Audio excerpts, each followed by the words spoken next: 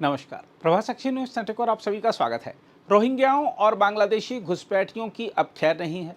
जम्मू कश्मीर में बदलती आबादी, कथित अवैध बस्तियों और उससे जुड़े सुरक्षा सवालों को लेकर केंद्र सरकार ने अब जमीनी स्तर पर पड़ताल शुरू कर दी है।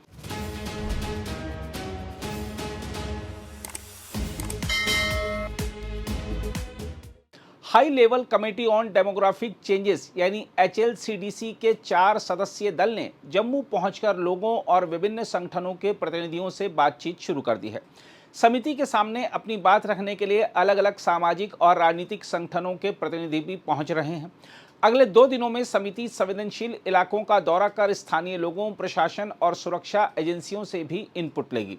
हम आपको बता दें कि केंद्र सरकार द्वारा गठित यह समिति सोमवार 10 अगस्त को जम्मू पहुंची। सेवानिवृत्त न्यायमूर्ति प्रकाश प्रभाकर नवलकर की अध्यक्षता वाली समिति का यह पहला फील्ड विजिट है।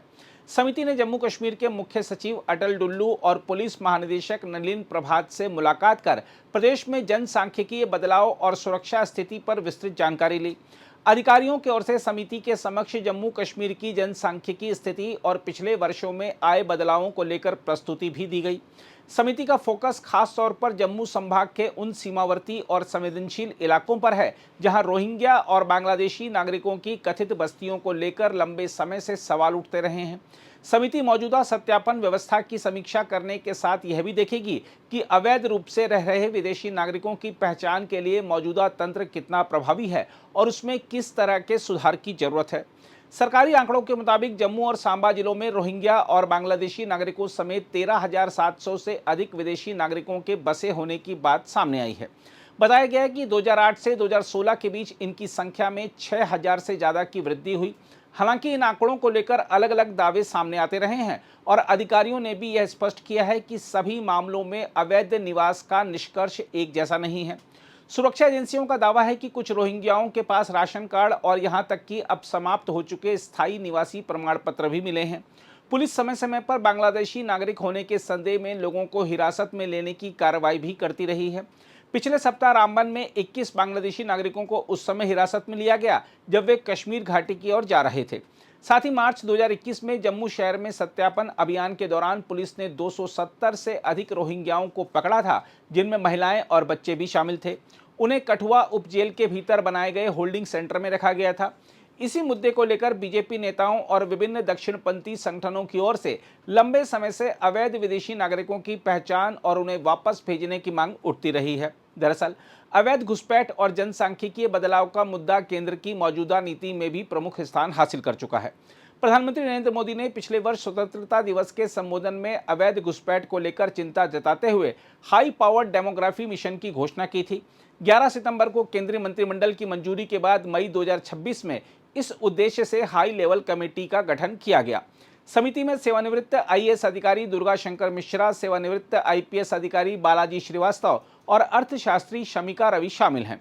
जनगणना आयुक्त भी समिति के सदस्य हैं, जबकि गृह मंत्रालय के फॉरेनर्स वन विभाग के संयुक्त सचिव को सदस्य सचिव बनाया गया है। अब जम्मू कश्मीर में समिति की बातचीत और जमीनी पड़ताल ने इस मुद्दे को नई धार दे दी है। सीमावर्ती क्षेत्रों की बस्तियों से लेकर प्रशासनिक रिकॉर्ड और सुरक्षा सत्यापन तक हर पहलू की जांच की जा रही है।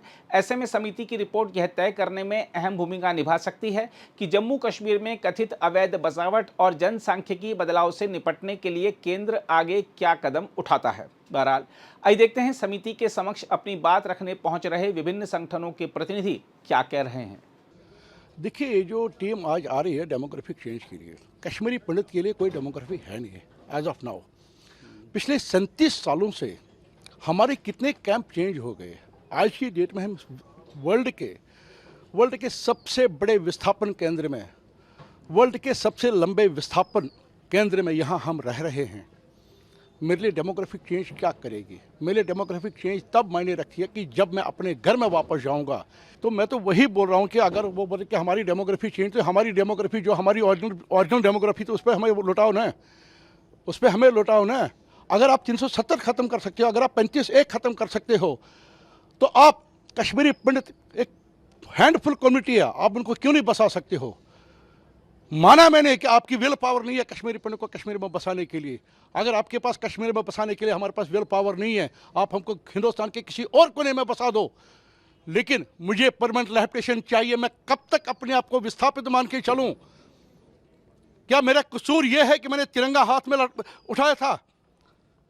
वर्ल्ड का सबसे बड़ा पैट्रियट कश्मीरी पंडित है, जिसने अपने मुल्क के लिए सब कुछ छोड़ दिया, सब कुछ निछावर कर दिया, और उसके बाद भी मुझे आज उस भारत माता ने 37 साल से मुझे इग्नोर करके रखा है। आप ये बिल्डिंगों की हालत देख सकते हैं, आप ये हमारी माओ बहनों की हालत देख सकते हैं, किस पोजीशन में है।